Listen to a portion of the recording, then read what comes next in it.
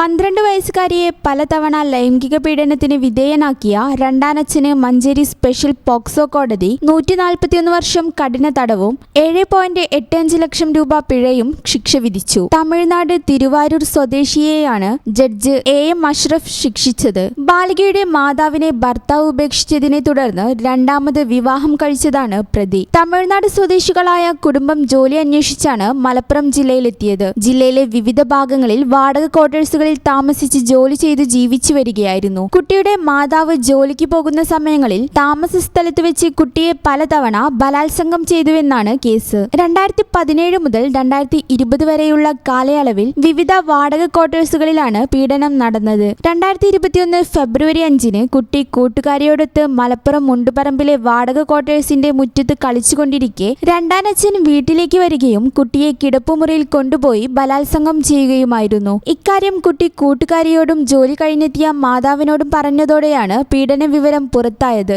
മാതാവ് കുട്ടിയോടൊപ്പം മലപ്പുറം പോലീസിലെത്തി പരാതി പറയുകയായിരുന്നു. എന്നാൽ കേസ് കോടതിയിലെത്തിയതോടെ മാതാവ് കൂറുമാറി. എന്നാൽ കുട്ടിയുടെയും കൂട്ടുകാരിയുടെയും മൊഴിയും മെഡിക്കൽ എവിഡൻസും പരിഗണിച്ച കോടതി പ്രതി കുറ്റക്കാരനെന്ന് കണ്ടെത്തി ശിക്ഷിക്കുകയായിരുന്നു. ഈ കുട്ടിയുടെ അമ്മ ഈ രണ്ടാനച്ഛന്റെ ഭാര്യ ആയതുകൊണ്ട് അമ്മ കുട്ടിക്ക് എതിരായിട്ടാണ് ഹോസ്റ്റലായിട്ടാണ് മൊഴി കൊടുത്തത്. എന്നിരുന്നാലും മറ്റു തെളിവുകൾ കൊണ്ട് പ്രോസിക്യൂഷൻ കേസ് തെളിയിക്കാൻ സാധിച്ചിട്ടുണ്ട്. 141 കൊല്ലത്തെ കഠിന തടവും 7,85,000 രൂപ ഫൈൻ അടയ്ക്കാനുമാണ് കോടതി വിധിച്ചിട്ടുള്ളത്. പോലീസ് മൊഴിയെടുത്ത ശേഷം കുട്ടിയെ തൃശൂർ നിർഭയ ഹോമിലേക്കാണ് അയച്ചിരുന്നത്. 2022 ഡിസംബറിലെ അവധിക്കാലത്ത് ചൈൽഡ് വെൽഫെയർ കമ്മിറ്റിയുടെ അനുമതിയോടെ കുട്ടി മാതാവിനൊപ്പം താമസിക്കാനെത്തി. ഈ സമയം പ്രതി ജാമ്യത്തിലിറങ്ങിയിരുന്നു. മാതാവ് ജോലിക്ക് പോയ സമയം നോക്കി വീട്ടിലെത്തിയ പ്രതി കുട്ടിയെ വീണ്ടും ബലാത്സംഗം ചെയ്തു. മാതാവ് തിരിച്ചെത്തിയപ്പോൾ കുട്ടി പരാതി പറഞ്ഞെങ്കിലും അവർ ഇക്കാര്യം ഗൗരവത്തിലെടുത്തില്ല.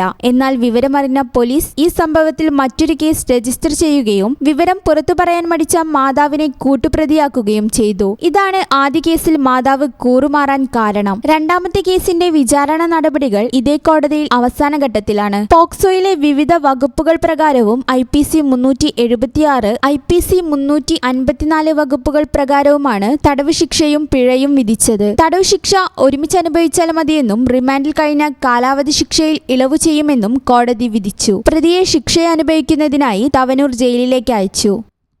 ഈ ചാനൽ ന്യൂസ് മലപ്പുറം. ഞങ്ങളെപ്പറ്റി നിങ്ങൾക്കല്ലേ കൂടുതൽ അറിയുന്നത്? പരിശുദ്ധിയുടെ സുവർണ പാരമ്പര്യം.